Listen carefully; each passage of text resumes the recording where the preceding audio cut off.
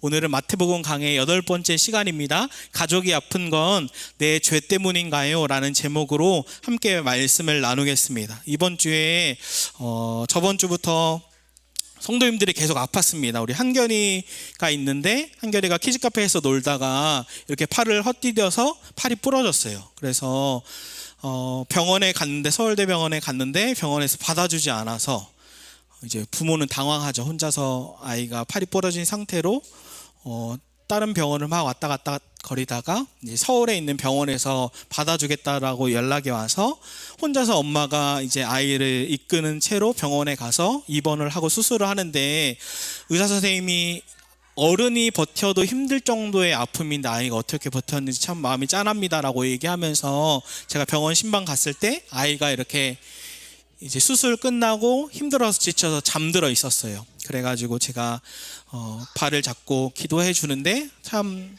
마음이, 같은 부모로서 짠하다. 아내랑도 통화를 하는데 힘들었는지 울면서 전화를 하는 거예요. 아내도 울면서 같이 전화를 하고.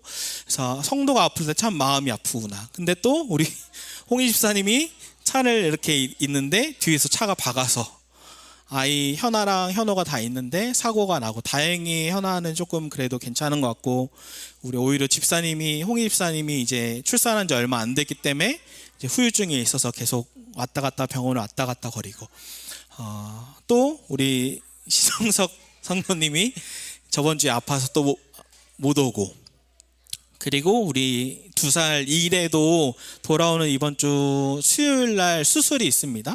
2살짜리 아이인데 중이염이 계속 심해서 이제 병원에서 수술을 하는데, 제가 성도들이 계속 아프니까 어떤 생각이 들었냐면, 내가 목회자인 내가 기도하지 않아서 그런가? 내가 더 깨어있지 않아서 그런 건 아닌가? 또는 내가 부지중에 지은 죄가 혹시나 있나? 라고 제가 어떤 성도님들이 아프니까 죄에 대한 죄책감이 드는 거예요. 혹시 내가 주님 앞에 죄는 짓지 않았나? 한번 여러분도 그런 경험이 있지 않나요? 부모인 우리가 자녀가 40도까지 열이 날 때 혹시 내가 하나님 앞에 지른 죄가 있는 것 아닌가?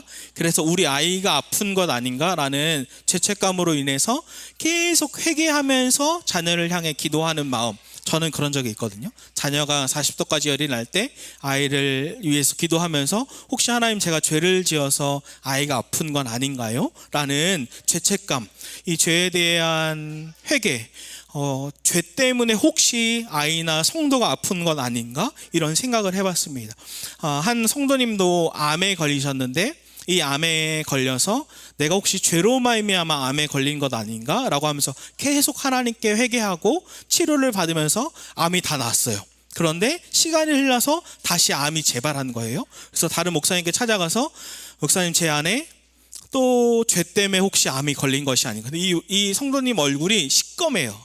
계속 죄만 묵상하고 계속 암만 묵상하니까 더 얼굴은 어두워지고, 내 죄 때문에 그런 것이 아닌가 계속 회개만 하고, 이와 같이 우리는 죄로 말미암아 혹시 아픈 것이 아닌가, 이러한 죄책감으로 우리는 힘들어할 때가 있습니다. 근데 오늘 본문 말씀이 마태복음 8장의 산상수훈이 이제 끝나고, 그 영광스러운 예수님의 설교가 끝나고 산에서 내려오는 장면이거든요.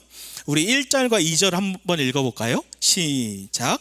예수께서 산에서 내려오시니 수많은 무리가 따르니라. 한 나병 환자가 나와여 절하며 이르되, 주여 원하시면 저를 깨끗하게 하실 수 있나이다 하거늘. 아멘.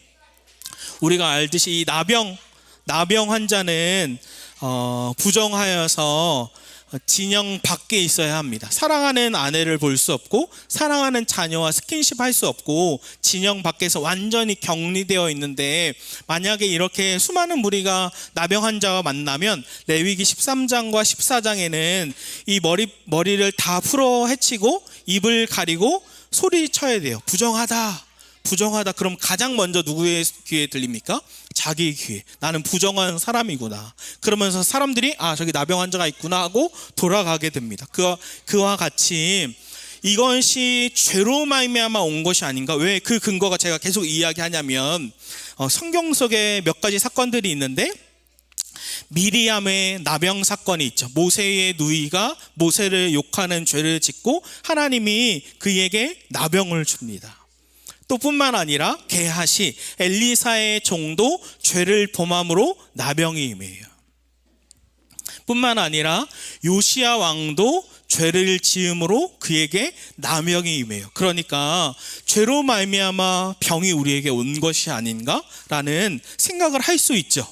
그래서 실제로 예수님 당시에도 죄 이퀄 죄로 말미암아 병과 고난이 오는 거야, 이런 신학이 있었는데 요한복음 9장에 그게 근거가 있습니다. 우리 9장 2절을 읽어볼까요? 시작. 제자들이 물어 이르되 라삐여, 이 사람이 맹인으로 난 것이 누구의 죄로 임함이니까? 자기니까 그의 부모니까? 그러니까 이 죄가 맹인이 된 것이 자기 자신의 죄 때문에 맹인이 되었습니까? 아니면 그 부모에 의한 죄로 말미암아 맹인이 된 것입니까? 라고 묻는 거예요. 그러니까 계속 반복되는 이 죄로 말미암아 우리의 자녀가 아픈 것이 아닌가? 내 죄로 말미암아 성도가 아픈 것이 아닌가라는 죄책감이 계속 끊임없이 우리에게 신학적으로 공격하는 거죠. 정말 그런 것이 아닌가? 근데 여기서 중요한 것이 이 다음에 예수님이 하신 말씀이 중요합니다. 요한복음 9장 3절을 우리 한번 읽어볼까요? 시작. 예수께서 대답하시되 이 사람이나 그 부모의 죄로 인한 것이 아니라 그에게서 하나님이 하시는 일을 나타내고자 하심이라. 아멘. 예수님이 분명히 뭐라고 얘기하세요? 이 사람이나 그 부모의 죄로 인한 것이 아니다 라고 얘기하세요. 그러니까 첫 번째 근거예요. 무조건 죄 이퀄 병이다 라고 할 수 없는 근거는 예수님이 그 사람의 죄로 인한 것도 아니고 그 사람의 부모의 죄로 인한 것도 아니야 라고 얘기하는 거예요. 두 번째 또 근거로는 욥을 보면 욥 당시에도 인과응보와 같이 죄로 말미암아 욥이 죄를 지었기 때문에 고난과 질병이 온 거야 라는 신학이 욥의 세 친구에게 무조건 있었어요. 그래서 처음에는 일주일간 욥을 위로해 주는 것 같고 곁에 있는 것 같지만 그들과 논쟁할 때는 욥의 세 친구의 사상에는 인과응보, 그러니까 죄로 말미암아 고난이 온 거야, 죄로 말미암아 질병이 온 거야 라는 사상이 있는데 그것을 하나님이 나중에 깨시죠. 그렇지 않아, 죄가 있지 않아도 고난이 올 수 있어. 이것이 두 번째 근거예요. 꼭 죄 이퀄 질병은 아니다. 마지막 세 번째로 근거로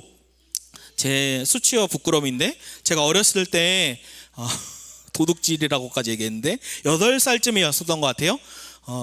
친구 6층에 제가 살았는데 그 옆에 있던 6층 친구가 있어서 그냥 문을 열어놓고 왕래하면서 친하게 지냈어요. 그래서 어느 날 저희 부모님이 가게 하시니까 저랑 그 친구가 이제 어머니 지갑을 손을 댄 거예요. 돈을 빼서 훔쳐서, 장님이 다 듣고 이제 또 저한테 아빠 도둑질 했잖아 이렇게 얘기할 텐데 돈을 훔쳐서 장난감을 산 거예요. 그러니까 부모가 이제 보고 그러면 안 돼 라고만 말로만 혼냈어요. 근데 제가 이제 무지하여서 그 다음날 똑같이 어머니의 지갑에 손을 대서 훔쳐서 1항짜리가 문방구 가서 막 장난감 비싼 거를 몇천 원짜리를 사오면 당연히 돈이 없는데 너 어디서 났냐? 모르겠는데요. 그래서 그날 어떻게 됐냐면 실오라기 하나 없이 팬티까지 다 벗겨서 쫓아낸 거예요. 이제 손버릇이 잘못될 수 있으니까, 도둑질을 계속할 수 있으니까. 제가 지금도 기억나요. 6층과 5층 사이에 제가 벌거벗은 상태로 이렇게 있었어요. 그러니까 잘 들으세요. 도둑질하면 이렇게 혼냅니다. 근데 또 제가 그 뒤에 제가 도둑질 안 했거든요. 저희 어머니가 고단수여서 가게에 식당을 하시면서 돈 현금을 항상 저희 안방에다 이렇게 두는 거예요. 가져가고 싶게. 근데 부모님이 의도적으로 돈을 다 센 다음에 딱 두는 거예요. 얘가 가져가나 안 가져가나. 저를 10년 가까이 시험하셨는데 단 한 번도 그 뒤로 훔치지 않았어요. 두 번째로는 제가 중학교 때인가 학원을 가야 되는데 학원을 안 가고 거짓말해서 PC방에 간 거예요. 별의별 걸 다 했죠. PC방을 갔다가 당연히 학원에서 전화가 오죠. 부모님께 사나가 안 왔습니다 라고 하니까 제가 이제 집에 갔더니 아버지가 너 어디 갔어? 하고 저 학원 간대요.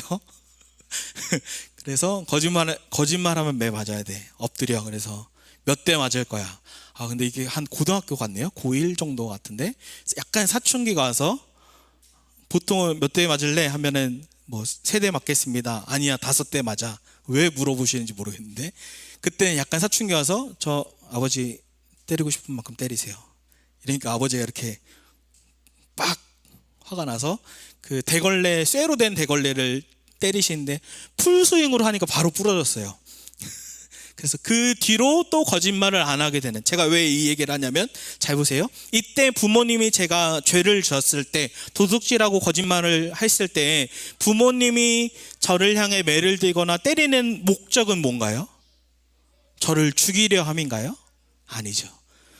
부모가 자녀에게 매를 드는 분명한 목적은 자녀를 살리기 위해서, 도둑질 하지 않게 하기 위해서, 거짓말 하지 않게 하기 위해서 매를 드는 것과 같이, 하나님이 우리에게, 우리가 죄를 짓고 하나님과 멀어질 때 분명히 하나님이 우리를 치시는 분명한 목적은 무엇이냐면, 우리를 죽이려 하는 것이 아니라 오히려 우리를 살리려 하는 것이 분명한 목적이다.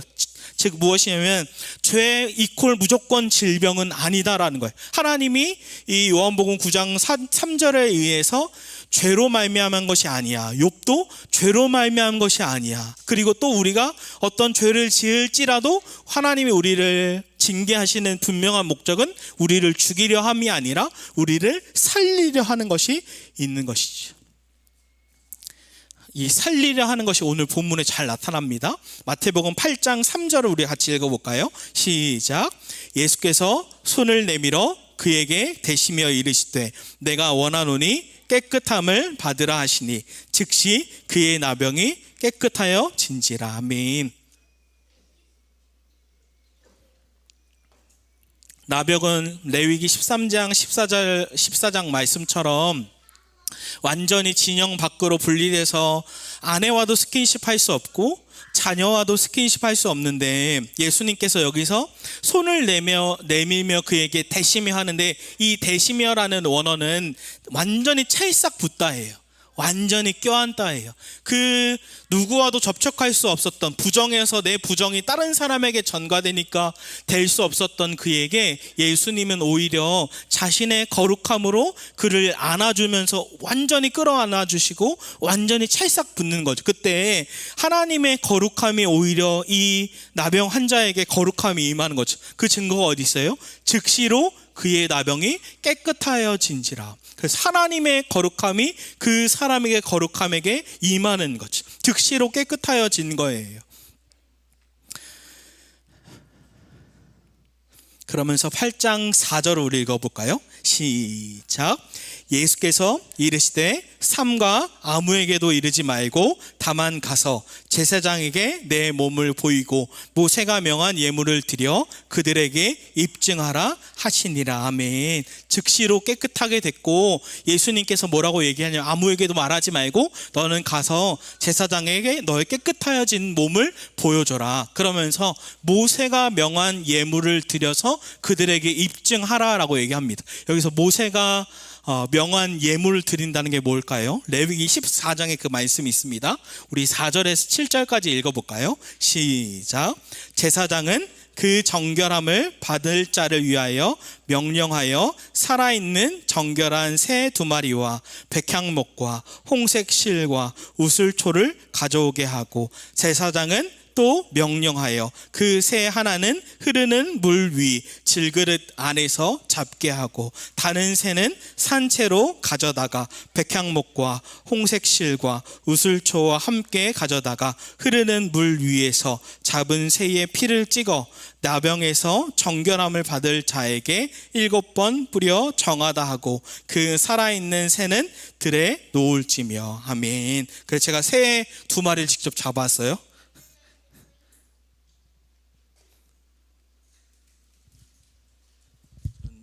새 2마리를 잡아옵니다.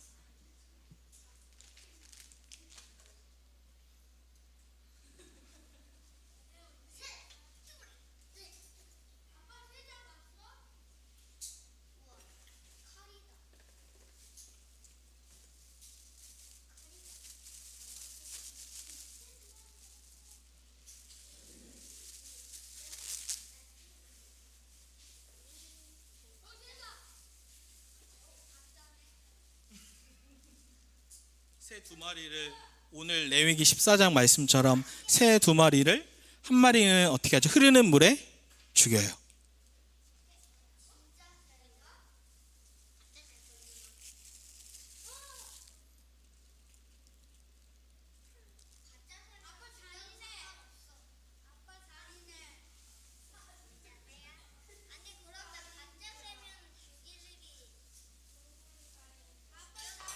그 다음에 어떻게 해요? 또 다른 새 나병의 질병으로부터 깨끗한 자에게 7번 피를 뿌리죠. 그것은 7번은 완전수를 의미하면서 정결하게 됐다라는 걸 의미하고, 또 다른 새에게 어떻게 해요?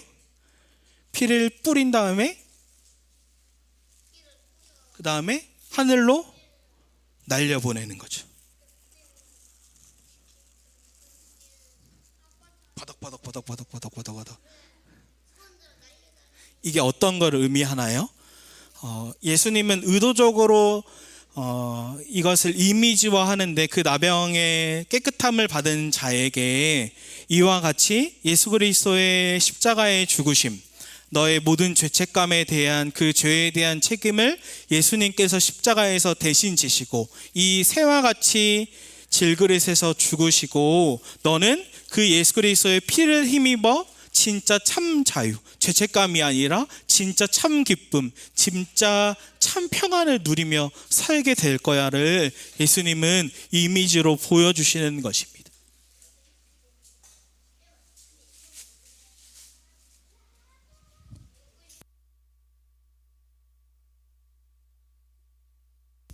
그럼 제가 질문하고 싶어요. 예수 그리스도께서 십자가에서 죽으시고 부활하시고 우리가 핏부림으로 인해서 이제 참 자유와 참 평안을 누리는데, 이것을 머리로 신학적으로 아는 것뿐만 아니라 진짜로 어떻게 해야 우리는 죄책감이 아니라 진짜 평안과 기쁨으로 살아갈 수 있는가? 죄책감이 아니라 기쁨과 평안으로. 저번 주에 저희가 이은솔 집사님, 김은수 집사님 가정과 같이 카페 가서 나눔을 할 때 은솔 집사님이 얘기해 준 게 제가 마음에 계속 남았어요. 내 안에 기쁨이 없는 것 같습니다. 근데 제가 그 말이 공감 갔던 건 한 달 전에도, 한두 달 전에 아내도 저한테 고민했던 거, 내 안에 기쁨이 없는 것 같아. 근데 저는 없을까요? 저도 그런 순간이 있죠. 제 안에 기쁨이 사라지는 순간들이 찾아오는데, 그러면 우리 삶에 어떻게 해야 진짜 기쁨을 회복할 수 있는가? 집을 사야 하나? 차를 사야 하나? 핸드폰을 바꿔야 되나? 근데 잘 생각해보면 핸드폰을 바꾸면 저는 한 일주일 좋더라고요. 차를 바꾸면 한 달 좋고, 집을 사면 한 달 좋을까요? 영원할 수 없는 거죠. 어떻게 해야 내 안에 진짜로 이 비둘기와 같이 예수 그리스도의 피를 뿌려서 진짜 참 자유와 평안으로 우리가 하늘을 훨훨 날아가는 새와 같이 평안한 신앙생활을 할 수 있는가라는 질문이 들었습니다. 근데 제 안에 결론은 이것이에요. 말이 통하는 기쁨이. 말이 통하는 기쁨. 이게 뭐냐면 한번 생각해 볼래요? 여러분 중에 각자가 친한 사람, 그 사람과 있을 때 행복한 사람이 있으세요? 그 사람과 있을 때 공통점은 무엇이냐면 그 사람과는 말이 통합니다. 제가 친밀한 목사님이 나반수 목사님인데, 그 목사님과 있을 때에는 말이 통해요. 제 말을 하면 그 목사님이 너무 맞다라고 얘기하고, 그 목사님이 얘기할 때도 너무 맞다라고 말이 통해요. 제가 아내랑 어저께 결혼 11주년이었거든요. 아내가 저한테 여보는 나랑 11년 살면서 언제 가장 행복했어? 라고 물어보는 거예요. 근데 제가 뭐라고 얘기했냐면, 막 어떤 특별한 사건이 엄청 행복했어가 아니라 나는 당신과 11년 살면서 가장 친밀한 친구처럼 대화할 수 있어서 나한테 그게 가장 행복해 라고 얘기했어요. 생각해보면 우리가 어떤 사람과 가장 친밀한가? 그 사람은 진짜 말이 통하는 사람. 반대로 생각하면 쉬워요. 우리가 그 사람과 있으면 진이 빠지고 힘들어요. 그 사람의 특징은 뭐예요? 말이 안 통해요. 말이 점점점 안 통하면 그 사람과 같이 있기 싫어요. 근데 뭐냐면 예수님과 나도 말이 통하는 기쁨이 있어야 되는 거죠. 어저께 토요일날 저희 둘이서 기도하면서 제가 공식적이지 않을 때, 비공식적일 때는 아내한테 기도 인도를 많이 시키거든요. 그래서 예수전단에서 기도 인도하는 감사로 기도하고 회개하고 또 성령 충만함을 구하고 영적 전쟁을 하고 나는 죽었습니다. 내 안에 예수님이 사십니다. 라고 하고 잠잠히 주의 음성을 들을 때 주님이 저와 아내한테 꼭 주시는 말씀들이 있어요. 그때 저에게 어저께 주셨던 말씀은 갈라디아서 2장 20절에 오직 내 안에 그리스도가 사신다. 사나야, 나는 너가 예레미야와 같이 말이 통한다.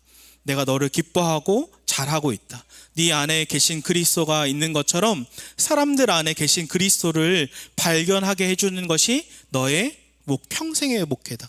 여러분, 질그릇 안에 이 피가 진득하게 있는 것처럼 성경은 뭐라고 얘기하냐면 고린도후서에도 우리 질그릇 안에 보배가 계신다. 예수 그리스도가 계신다. 기쁨의 원천, 집을 사도 기쁜 건 한 달이지만 이 기쁨의 원천이신 그리스도가 네 안에 계시는데 예수님과 말이 통하게 될 때는 어떤 거냐면 예수님과 말이 통할 때는 예수님이 수다쟁이 예수님이 되시는 거예요. 저에게 계속 말씀하신 거예요. 근데 제가 잘 생각해 봤어요. 내가 청년 때 왜 이렇게 신앙생활하면서 기쁘고 행복했지? 라고 생각해 보니까 예수님과의 추억이 많은 거예요. 내가 주님께 기도하고 주님이 응답 주시면 이런 것들을 경험했어. 예수님은 저한테 제가 순종하니까 계속 저에게 말씀하시는 거예요.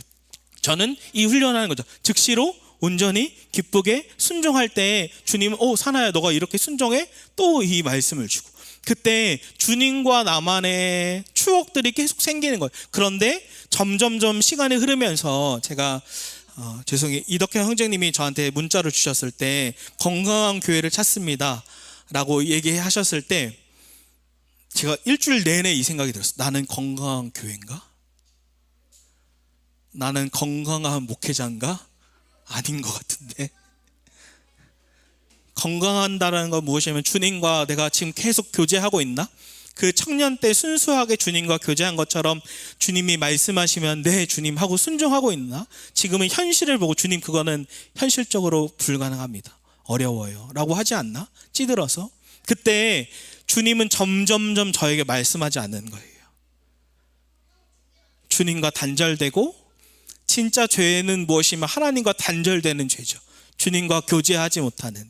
근데 주님이 사나야 너 안에 그 예수 그리스도의 핏부림으로 말미암아 내가 영원히 있는 것처럼 내가 너를 기뻐하고 내가 너와 교제하기를 원한다. 그리고 성도들에게서 그걸 발견하게 해주는 게 너의 평생의 목회란다 라는 마음을 주는 것처럼 주님과 교제하는 말이 통하는 기쁨을 다시 회복하는 거죠. 그러려면 어떻게 해요? 주님이 말씀할 때 즉시로 온전히 기쁘게 순종할 때 주님은 수다쟁이 예수님이 되시는 거예요.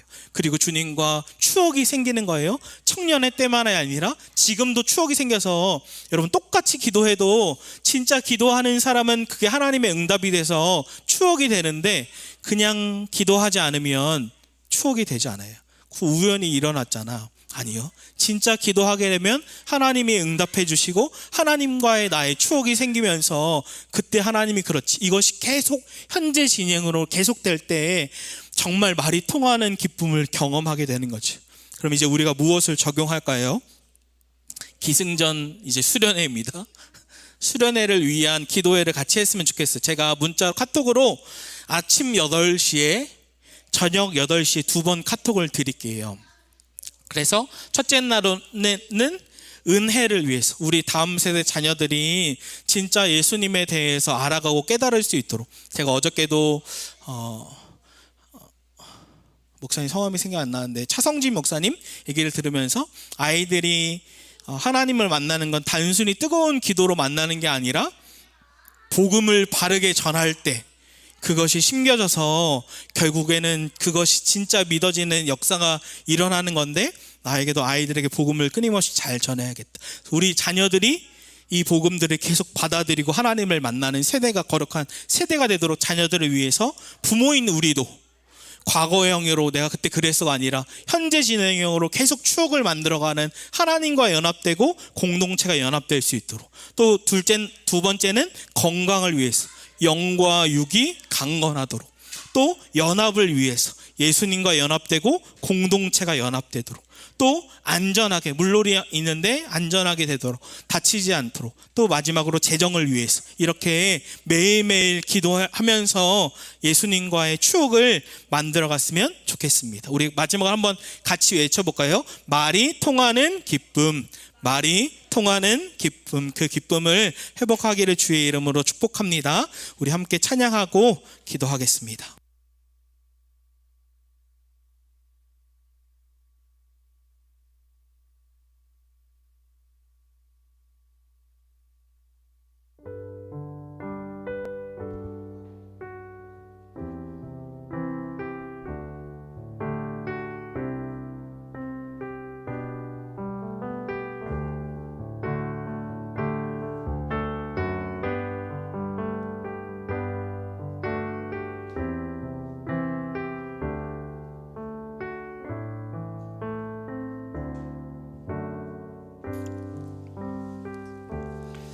오늘 말씀을 생각하면서 같이 찬양했으면 좋겠는데요. 그 질그릇 안에 예수 그리스도의 핏부림이 우리 안에 임해서 영원토록 우리 안에 예수님이 살아계시는데, 좌정하시는데, 정말 수다장의 예수님으로 주님과 말이 통하는 기쁨을 회복하고 싶습니다. 이 마음으로 함께 찬양하겠습니다.